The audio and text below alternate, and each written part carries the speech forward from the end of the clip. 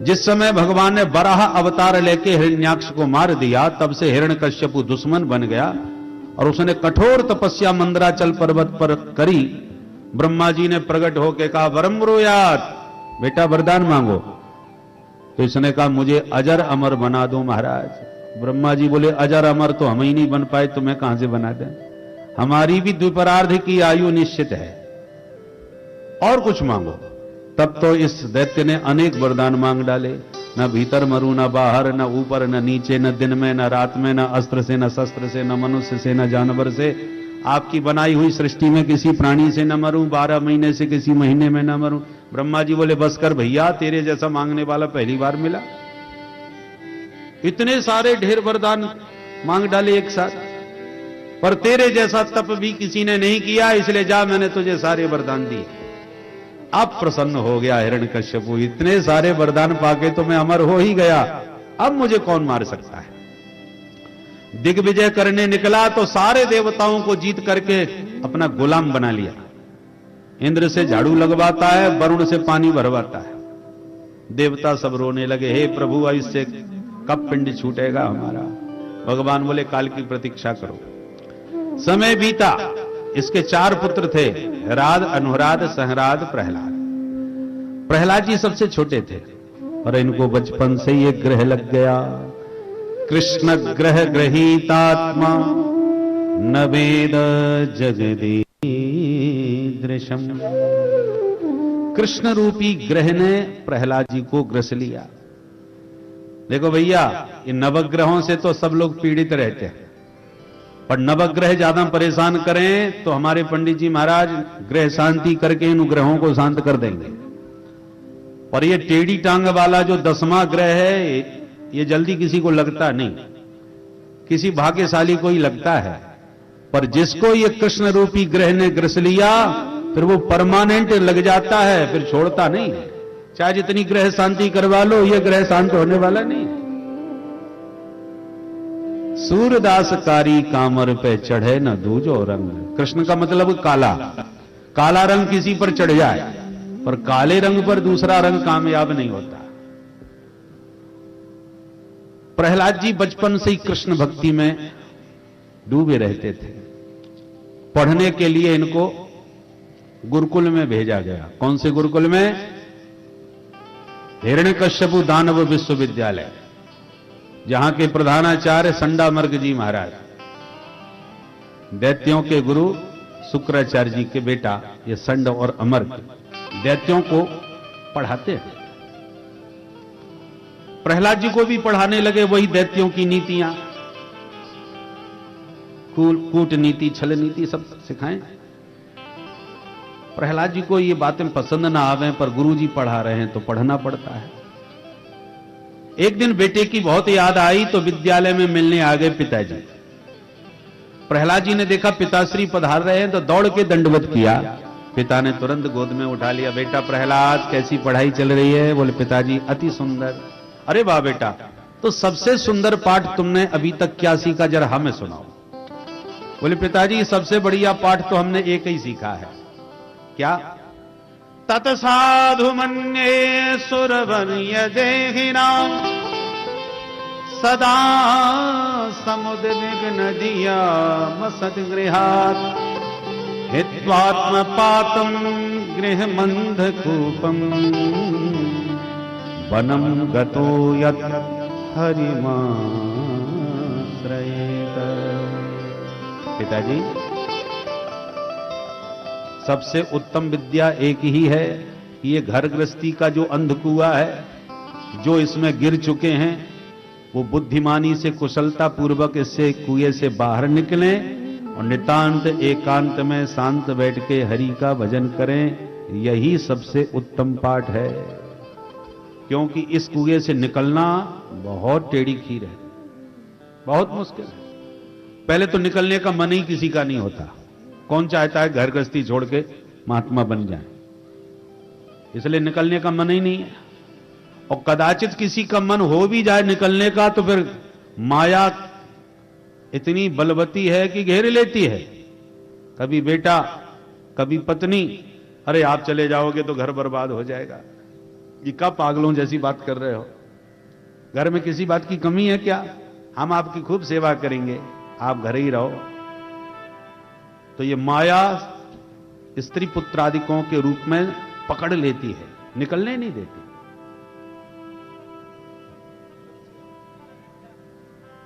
इसलिए बहुत मुश्किल है इस कुएं से निकलना। बुद्धिमान वही है जो बनम गतो यद हरिमाश्रयेत। ये शब्द सुनकर के तो हिरण्यकश्यपु का मूड खराब हो गया। ये प्रहलाद कैसी बकवास कर रहा है। क्रोध तो बड़ा भयंकर आया पुत्र पर मन को समझाया, बच्चा है मेरा, इसकी बेचारे की क्या गलती? गलती तो उसकी है जो इसको पढ़ा रहे हैं, ये उल्टी सीधी बातें सिखा रहे हैं। इसलिए हिरण्यकश्यपु बोला, बेटा प्रहलाद जाओ, जरा अपने गुरुजी को हमारे पास भेजो, तुम अंदर जाओ। प्रहलाद जी भीतर जाके बोले, गुरुजी आपको हमारे पिताजी याद किए हैं, बाहर खड़े हैं। संडा मृग जी भाग के आए, अरे आइए आइए महाराज, आप कैसे अचानक पधारे? हिरण्यकश्यपु ने कहा, ये सब छोड़िए और पहले ये बोलिए, मेरे बच्चे को तुम इस विद्यालय में पढ़ा क्या रहे हो? संडा मृग जी बोले, हम तो वही पढ़ा रहे हैं सरकार जो आप बताते हैं। हमारा तो सरकारी विद्यालय है, सरकार की कृपा से चल रहा है, सरकार जो कहते हैं हम तो वही पढ़ाते हैं। आपने कहा गामा ने गणेश पढ़ाना बंद करो, सांप्रदायिकता फैलने का डर है। हमने गणेश जी तुरंत हटा दिए और गामा ने गधा पढ़ाना चालू कर दिया। तो हमारा तो सरकारी विद्यालय है, सरकार की आज्ञा से ही चलता है सरकार। बोले झूठ बोलते हो हमसे। मेरा बेटा अभी मेरी गोद में कह के गया है कि वन में जाके हरि का भजन करो, यही विद्या का जार है। यही बकवास सिखा रहे हैं आप लोग विद्यालय में, शिक्षा का भगवाकरण कर रहे हैं पूरा। बोलो जय सिया राम। जय सिया राम। बहुत डांट लगाई, गुरुजी घबराए, हाथ जोड़ के बोले, सरकार चाहे जिसकी सौगंध खवा लो हमसे, हमने तो अपने विद्यालय में ये बात आज तक किसी को नहीं सिखाई। आपका बेटा कहां से सीख गया, कैसे सीख गया, हमें नहीं मालूम। हमें तो ऐसा लगता है विपक्ष की चाल है महाराज। आपके विरोधियों ने आपके बेटे को समय पाकर के उल्टा सीधा भड़काया है, उकसाया है, यही सब उन लोगों ने सिखाया है। इसमें हम लोगों की गलती नहीं है, पर अब जो हुआ सो हुआ। आगे आपको कभी शिकायत का अवसर नहीं मिलेगा, ये आपको विश्वास दिलाते हैं हम। हिरण्यकश्यपु ने कहा, कोई बात नहीं, पहली गलती है, माफ करता हूं। दोबारा मेरे पुत्र ने बकवास ये करी तो तुम्हें जिंदा नहीं छोड़ूंगा, ऐसी धमकी दे करके चला गया। गुरुजी घबराए, अच्छा विद्यार्थी भर्ती किया, हमारे ही प्राण संकट में पड़ गए। भीतर जाके प्रहलाद जी को पहले तो डांटा, क्यों रे, तू दैत्यों के चंदन जैसे बगीचे में तू बमूर कहां से पैदा हो गया? गुरुजी डांटने लगे प्रहलाद को, दैत्य चंदन बने जातोयम कंटकद्रुम, दैत्यों के चंदन वन में तू कांटे का पौधा पैदा हुआ है। प्रहलाद, तेरी बुद्धि किसने खराब कर दी? ये कहां ऊंट पटांग की बातें सीख ली? सुखदेव जी कहते हैं, परीक्षित, ये गुरुजी नहीं डांट रहे, मास्टर जी डांट रहे। सदीनो राज सेवक, गुरुजी में मास्टर जी में बहुत बड़ा अंतर होता है। मास्टर कौन है? मासी मासी रूप्य काणी टर्रायते इति मास्टर। जहां एक तारीख आ गई कि भैया वेतन दो, उसे सिर्फ वेतन से मतलब नहीं मतलब ही होता है, पढ़ो मत पढ़ो तुम जानो, सरकार जो कहेगी हम तो वो करेंगे। इतिहास सही है या गलत है, जो सरकार कहेगी वही पढ़ाना पड़ेगा। परंतु गुरु वो होता है जो अपने गौरव की रक्षा करके उच्चासन पर बैठता है, शिष्य प्रणाम करके चरणों में बैठते हैं, और शास्त्र सम्मत जो अपने शिष्य को उपदेश दे वो गुरु होता है। तो गुरुजी ने खूब समझाया। समय बीता, विद्यालय में छुट्टियां हुई तो गुरुजी प्रहलाद को घर छोड़ने आए। मां कयाधु ने प्रहलाद को स्नान करा के बढ़िया सुंदर श्रृंगार करके कहा, बेटा जाओ पिताजी का आशीर्वाद ले आओ। तो दरबार में प्रहलाद जी पहुंच गए पिताजी को प्रणाम करने, आशीर्वाद लेने। जैसे ही प्रणाम किया, हिरण्यकश्यपु ने तुरंत खड़े होकर पुत्र को गोद में उठा लिया। और प्यार करते हुए कहा, वत्स अब बताओ तुमने सबसे बढ़िया पाठ कौन सा सीखा? बगल में खड़े थे गुरुजी, घबराए गए, कांप गए, भगवान जाने ये कौन सा पाठ सुनाएगा आज। और प्रहलाद जी गुरुजी को देख के मुस्कुराए। गुरुजी देखा आपने? प्रहलाद जी बोले, गुरुजी पिताजी बढ़िया वाली बात पूछ रहे हैं तो बढ़िया ही बात बताऊंगा, घटिया नहीं बोलूंगा।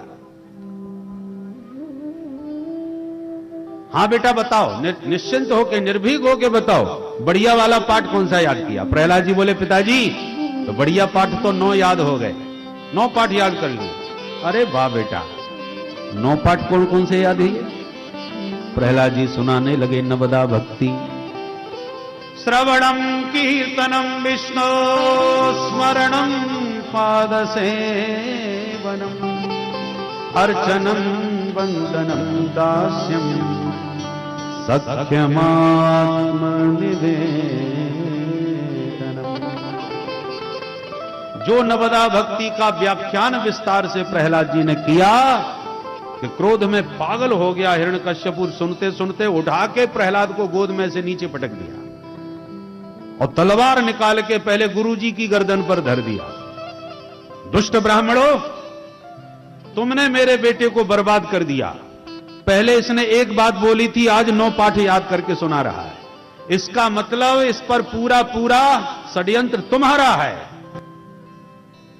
गुरुजी थर थर कांप गए। सरकार हमसे गंगा जल उठवा लो, जिसकी चाहे हमसे सौगंध खवा लो। हम दावे के साथ कहते हैं आपके बेटे को ना हमने पढ़ाया और ना ही किसी और ने पढ़ाया, तुम्हारा बेटा ही पढ़ा पढ़ाया आया है। न मत प्रणीतम न पर प्रणीतम सुतो बतते सतवेंद्र शत्रु नैसर्ग की मतिरस्य राजन नियच्छ मन्युम कददास्ममान।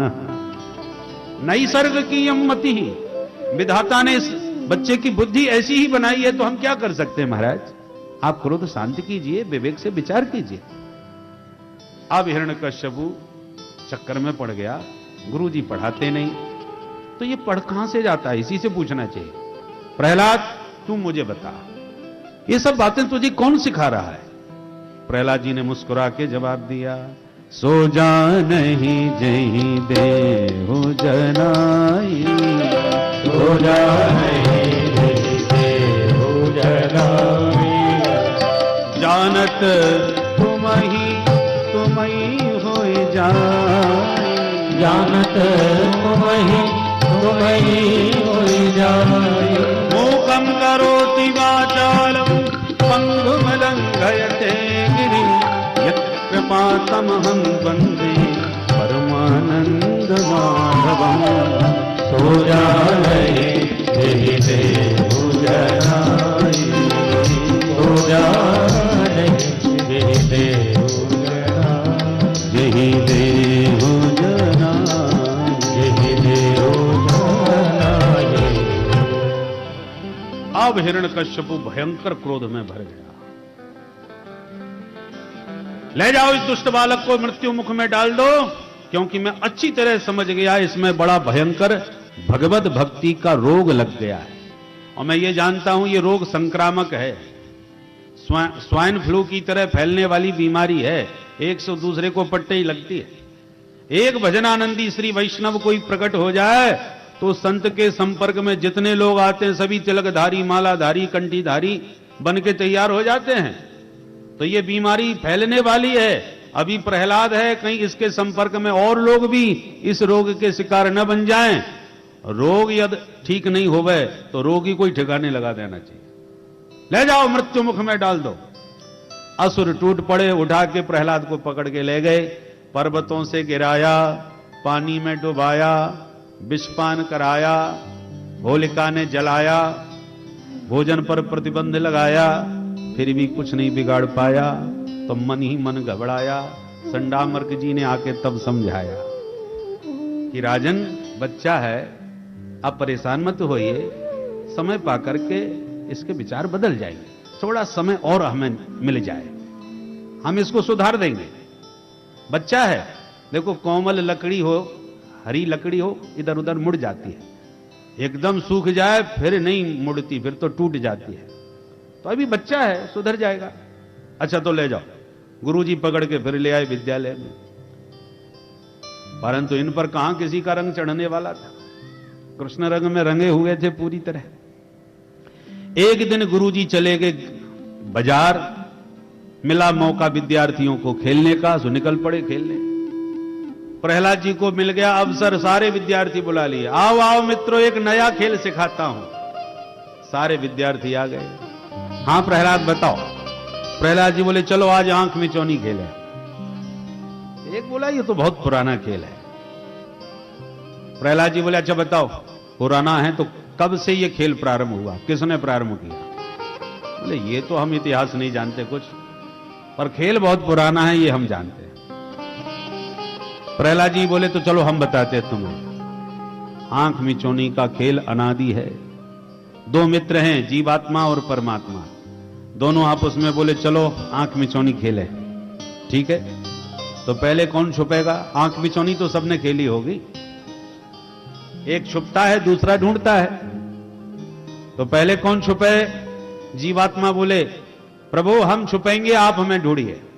भगवान बोले तो जाओ छुप जाओ, और इतना याद रखो जब मैं तुम्हें ढूंढ लूंगा फिर तुम्हें भी मुझे ढूंढना पड़ेगा जब मैं छुपूंगा। तो मंजूर है। तो महाप्रलय काल आया, और महाप्रलय में समस्त जीव परमात्मा के उदर में ही विलुप्त हो गए, छुप गए। कल्पांत एतद अखिलम जठरे न ग्रहणन। भगवान के पेट में महाप्रलय काल में सभी जीव जंतु समा जाते हैं, और प्रलय के बाद भगवान ने फिर एक एक जीव को उसके पूर्व एक एक कर्म के अनुसार ढूंढ ढूंढ करके जगत में जन्म देना चालू कर दिया, और कर्मानुसार सबको अलग अलग देह प्रदान की। 84 लाख योनियों में सभी जीवों को ढूंढ निकाला। भगवान बोले हमने तुम सबको ढूंढ लिया, अब इसी जगत में हम भी कण कण में छुपे बैठे हैं, तुम हमको ढूंढ के बता दो। और जो जीव जिस दिन जगत में छुपे जगदीश को जान जाएगा, उसी दिन उसका जन्म मरण का खेल हमेशा के लिए खत्म हो जाएगा। कहते हैं तमेव विदित्वा मृत्युमेति नान्यः पंथा विद्यते यनाय। उस परम तत्व को जाने बिना जन्म मरण की पीड़ा से बचने का कोई दूसरा रास्ता है ही नहीं। इसलिए मित्रों, उसको ढूंढना ही जीवन का परम लक्ष्य है। खाना पीना सोना ये तो देह धर्म है, शरीर यात्रा के साधन हैं। बाकी मनुष्य जीवन का परम लक्ष्य तो वो जगत में छुपे जगदीश को जानना है। जीवस्य तत्व जिज्ञासा। और ये मत सोचना बुढ़ापे में बैठ के माला लेके फिर भजन करके जान लेंगे।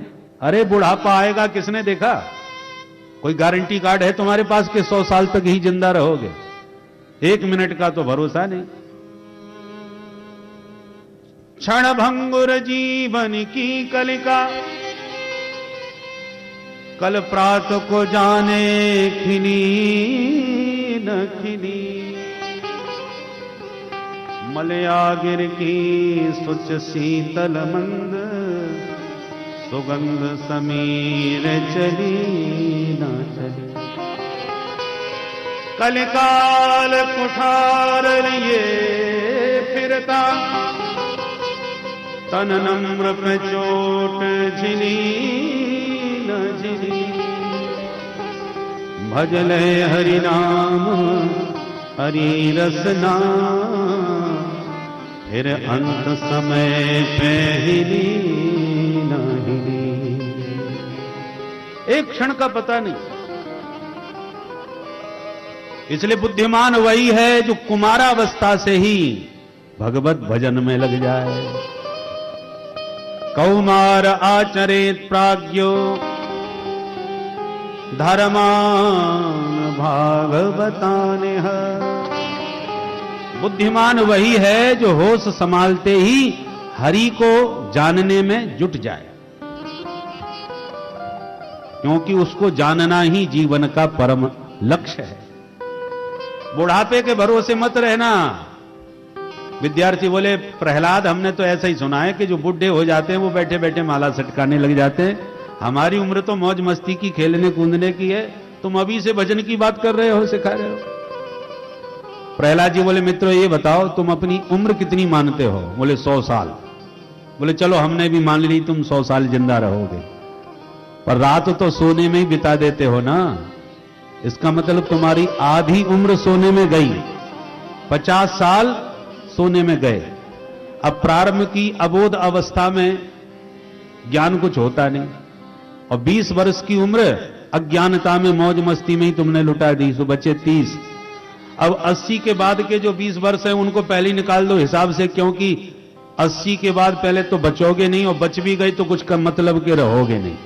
शरीर में इतनी समस्याएं खड़ी हो जाएंगी कि उन समस्याओं को ही निपटाने में 24 घंटे लगे रहोगे, भजन के लिए फुर्सत कहां होगी तुम्हारे पास।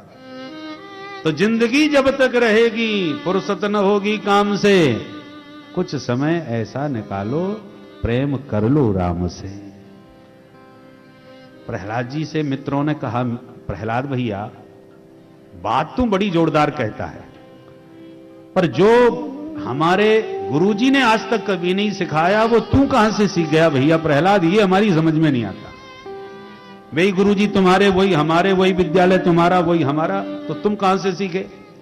प्रहलाद जी बोले सुनो, जब मैं मां के पेट में था तो हम दैत्यों के ऊपर देवताओं ने आक्रमण कर लिया और मेरी मां को बंदी बना दिया। प्रहलाद जी कहते हैं मैं अपनी मां के पेट में था और देवराज इंद्र ने आक्रमण करके मेरी मां का हरण कर लिया। मेरी मां खूब रोने लगी, बचाओ बचाओ। इतने में देवर्षि नारद सामने आ गए। उन्होंने इंद्र को बहुत डांटा, तुम्हें शर्म नहीं आती? देवताओं के राजा हो और एक गर्भवती स्त्री का अपहरण कर रहे हो। इंद्र ने कहा महाराज माफ कीजिए, मेरे मन में इस देवी के प्रति कोई कुभाव नहीं है। मैं तो इसलिए पकड़ के ले जा रहा हूं कि एक हिरण्यकश्यप से तो हम वैसे ही परेशान हैं, अब इसका एक बेटा और होने वाला है, वो भी आतंक फैलाएगा। तो मैं सोचता हूं कि इस देवी के गर्भ का जन्म होते ही इसे मार डालूं, इसके बच्चे को मार दूं और इसे छोड़ दूंगा। नारद जी बोले ये तुम्हारा बहुत बड़ा भ्रम है देवराज इंद्र, क्योंकि मैं दिव्य दृष्टि से देख रहा हूं इस देवी के गर्भ में कोई परम भागवत परम वैष्णव बैठा हुआ है। तुम तो क्या, इसका कोई कुछ नहीं बिगाड़ सकता। सोई इंद्र मेरी मां को प्रणाम करके चला गया। प्रहलाद जी कहते मित्रों, मेरी मां ने नारद जी के चरण पकड़ लिए। नारद जी ने एक आश्रम में मेरी मां को आश्रय दिया और बहुत बढ़िया उपदेश देते रहे और कहा देवी जब तक तुम्हारे पति तपस्या करके नहीं लौटते तब तक तुम आश्रम में पूर्णतः सुरक्षित हो, किसी से डरने की आवश्यकता नहीं। प्रहलाद जी कहते हैं नारद जी मेरे मां को उपदेश देते रहे और मां के पेट में बैठा बैठा मैं भी सुनता रहा, इसलिए मेरे असली गुरु देवर्षि नारद हैं। विद्यार्थी बोले गजब कर दिया प्रहलाद, तूने मां के पेट में ही सारी विद्याओं का अध्ययन कर लिया। हमारे गुरुजी भी ठीक ही कहा करते थे ये पढ़ा पढ़ाया पैदा हुआ है। बारे प्रहलाद तू मैया के पेट में ही पढ़ लिख के आ गया। प्रहलाद जी बोले इसलिए तो कहता हूं ये मेरी मनमुखी विद्या नहीं है, गुरु परंपरा से प्राप्त ज्ञान है मेरा। जो ज्ञान जितना परंपरा प्राचीन परंपरा से प्राप्त होगा वह उतना ही सुव्यवस्थित सुरक्षित और प्रामाणिक होगा। इसलिए हमारे यहां परंपराओं का बड़ा आदर होता है। मनमुखी ज्ञान मनमुखी बातों का कोई महत्व नहीं होता हमारे यहां। तस्मात् शास्त्रम प्रमाणम, शास्त्र की बात का प्रमाण होना चाहिए, शास्त्र सम्मत चर्चा होनी चाहिए। विद्यार्थी बोले प्रहलाद तेरी बातें तो बड़ी प्यारी लगती हैं, मन तो हमारा होता है कि तेरे साथ खूब मस्ती में नाचें कीर्तन गावें, और तेरे पिताजी की खतरनाक सूरत याद आती हमारी हिम्मत टूट जाती है। प्रहलाद जी बोले मेरे पिता से तो डर लगता है और उस परम पिता जगत पिता से नहीं डरते। अरे मित्रों वो जगत पिता सिर्फ मेरा पिता नहीं, समस्त जीवों का वह परम पिता है, हम सबका स्वामी है। देवा सुरो मनुष्यो वा यक्षो गंधर्व एव वा भजन मुकुंद चरणम स्वस्ति मान स्याद यथा वयम। जो भी उसका भजन करता है वो उन्हीं पर कृपा करते हैं, चाहे वो दैत्य हो, दानव हो, राक्षस हो, कोई भी हो। भगवान तो सबके हैं और सब भगवान के हैं।